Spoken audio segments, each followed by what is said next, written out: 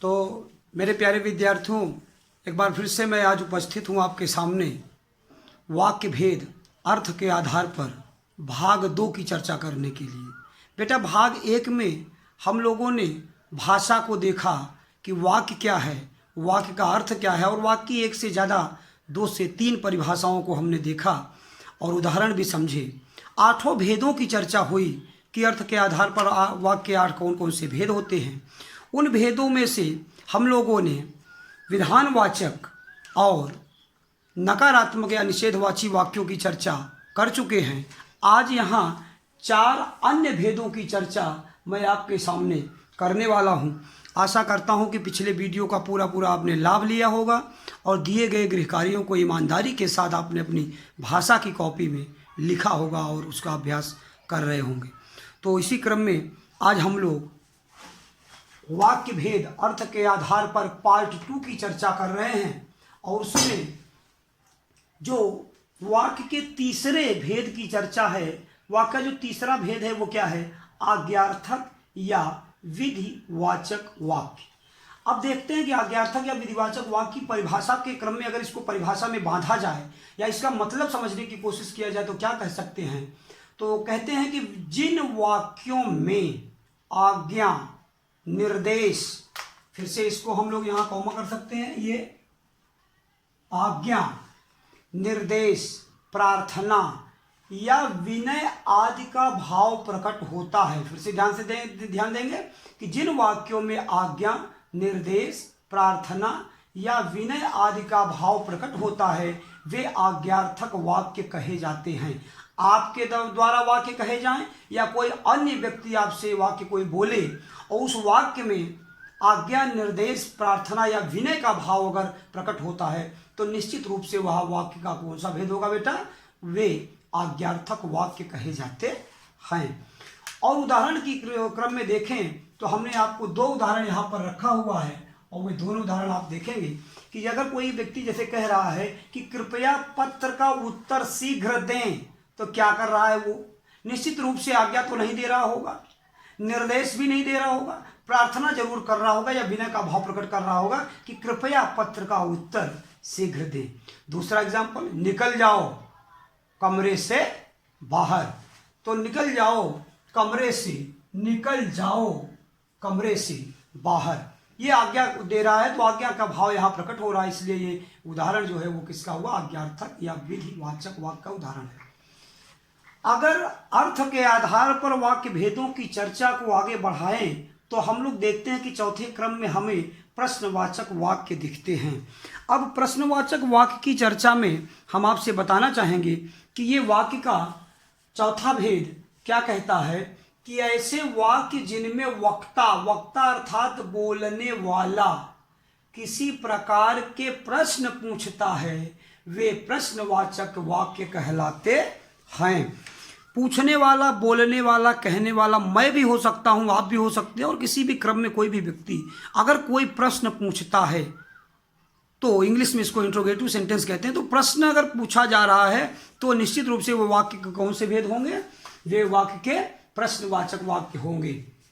तो देखते हैं इसके एग्जाम्पल, इसके उदाहरण तो देखते हैं कि क्या तुम सच बोल रहे हो? क्या तुम सच बोल रहे हो? और निश्चित रूप से यही सावधानी मैंने जानबूझ के यहाँ पूर्ण विराम किया था और आपके सामने इरेज कर रहा हूं और यहाँ प्रश्नवाचक चिन्ह इसलिए लगा रहा हूं ताकि आपको ध्यान हो। ये सबसे बड़ी शर्त है प्रश्नवाचक वाक्यों की कि क्या तुम सच बोल रहे हो। प्रश्नवाचक वाक्यों में प्रश्न सूचक चिन्ह निश्चित रूप से लगा होना चाहिए। फिर से देखेंगे दूसरा उदाहरण कि तुम्हारा क्या नाम है? What is your name? तुम्हारा क्या नाम है? इसके बाद भी प्रश्न सूचक चिन्ह यहाँ पर आप लगाएंगे। मेरे प्यारे विद्यार्थियों, ध्यान देने की बात है कि परीक्षाओं के क्रम में या चर्चा के दौरान या लिखने के समय अगर हम विराम चिन्हों का सही प्रयोग नहीं करते हैं तो ये हमारी व्याकरणिक त्रुटि मानी जाएगी। और अगर इन वाक्यों की बात करें तो 2 तरह से प्रश्न इसमें पूछे जाते हैं। एक तो कहा जाता है कि प्रश्न सूचक वाक्य लिखिए, प्रश्नवाचक वाक्य लिखिए। एक तो ये सीधे सीधे पूछा। दूसरा क्या होगा कि किसी भी क्रम में इन 8 भेदों में से कोई भी एक भेद के वाक्य रहेंगे और कहा जाएगा कि प्रश्नवाचक वाक्य बनाइए।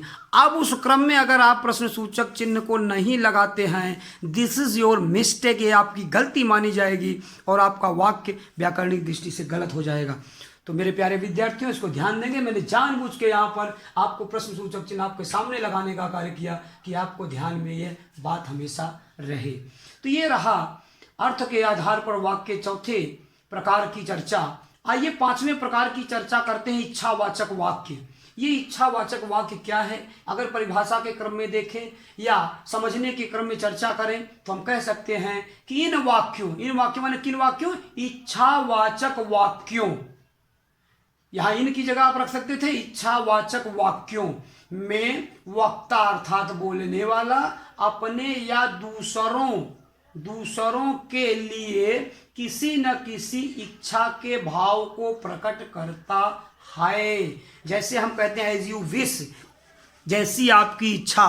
तो इच्छावाचक वाक्य में यही मूल भाव होता है कि वक्ता अपनी इच्छा को प्रकट करता है। उदाहरण देखना चाहें तो देख सकते हैं कि आपकी यात्रा मंगलमय हो। यदि आपसे कोई कह रहा है कि आपकी यात्रा मंगलमय हो, इसका मतलब है कि उसकी इच्छा है कि आपकी यात्रा अच्छी गुजरे।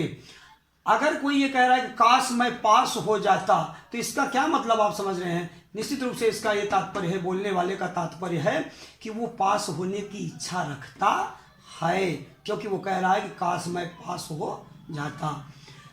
अब इस क्रम में अर्थ के आधार पर वाक्य भेद की चर्चा के दौरान अगर हम आगे बढ़ते हैं तो 5वें प्रकार की चर्चा इच्छावाचक वाक्य के बाद हम वाक्य छठे प्रकार पर चर्चा करते हैं और ये देखते हैं कि संदेहवाचक वाक्य छठे नंबर पर आता है।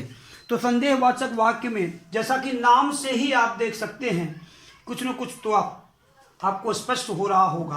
अब संदेहवाचक वाक्य को अगर परिभाषाओं में बांधने की कोशिश किया जाए या समझने का प्रयास किया जाए तो ये होता है, इन वाक्यों में वक्ता अर्थात बोलने वाला प्रायः माने ज्यादातर संदेह की भावना को प्रकट करता है।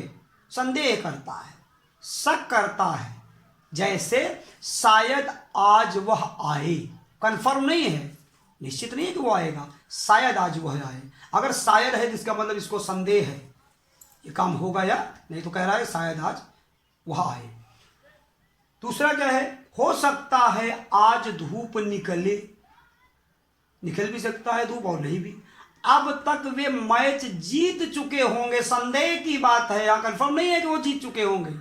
वो कह रहा है जीत चुके हैं, ये कह रहा है कि संदेह है कि अब तक वे मैच जीत चुके होंगे। निश्चित रूप से संदेहवाचक वाक्य भी आप सरलता से समझे होंगे।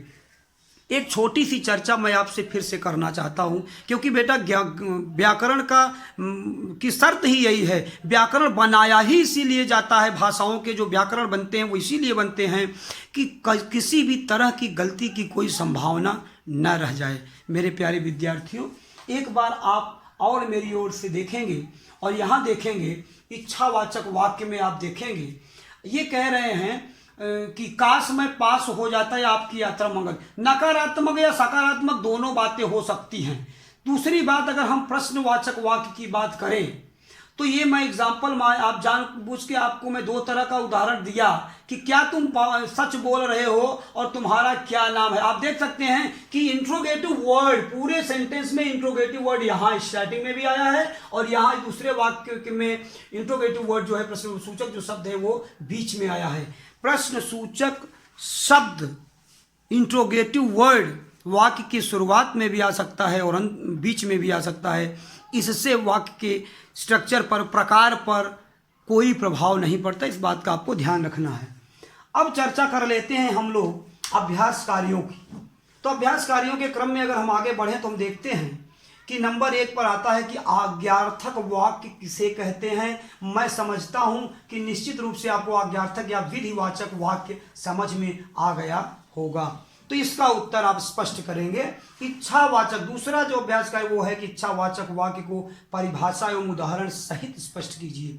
फिर से मैं आपको दे रहा हूं ये निर्देश, माय डियर स्टूडेंट, मेरे प्यारे विद्यार्थियों, कतई आप यहाँ पर दिए हुए उदाहरणों को उठाकर अपनी नोट्स कॉपी में इसके समय नहीं लिखेंगे। पहले तो ये पूरा मैटर आपकी कॉपी के प्रथम पृष्ठ पर हो जाना चाहिए, पाठ जहाँ आप डालेंगे, क्योंकि ये दूसरा भेद है, दूसरा पार्ट है, तो इसको आपको पूरा मैटर लिख लेना है। उसके बाद जब आप उत्तर लिखना शुरू करेंगे, प्रश्नोत्तरों को लिखेंगे, तो इच्छावाचक वाक्य की परिभाषा और उदाहरण जब लिखेंगे तो उदाहरण आपके अपने होने चाहिए, परिभाषाएं आप यहाँ से ले सकते हैं, कोई दिक्कत नहीं। प्रश्नवाचक वाक्य को उदाहरण सहित स्पष्ट कीजिए। आप देख सकते हैं प्रश्नवाचक वाक्य को आप यहाँ से परिभाषाएं लीजिए, उदाहरण इनको अगर लेने की जरूरत आपको पड़ी रहे तो लीजिए, लेकिन अपने से भी 2-1 उदाहरण आप बढ़ाइए इसमें। चौथा जो क्रम आता है वो आता है अभ्यास कार्य का कि संदेहवाचक वाक्य की परिभाषा उदाहरण सहित स्पष्ट कीजिए। इसको भी आप लिखेंगे संदेहवाचक वाक्य से। 5वें क्रम में आता है आपके लिए अभ्यास कार्य, हमने 6 दिया हुआ है कि अगर आप इसको कर लेते हैं अच्छी बात है, नहीं कर पाते हैं तो भी, वैसे तो विश्वास है कि हो जाएगा, लेकिन या अगले वीडियो में हम इसकी चर्चा आपसे करेंगे निश्चित रूप से।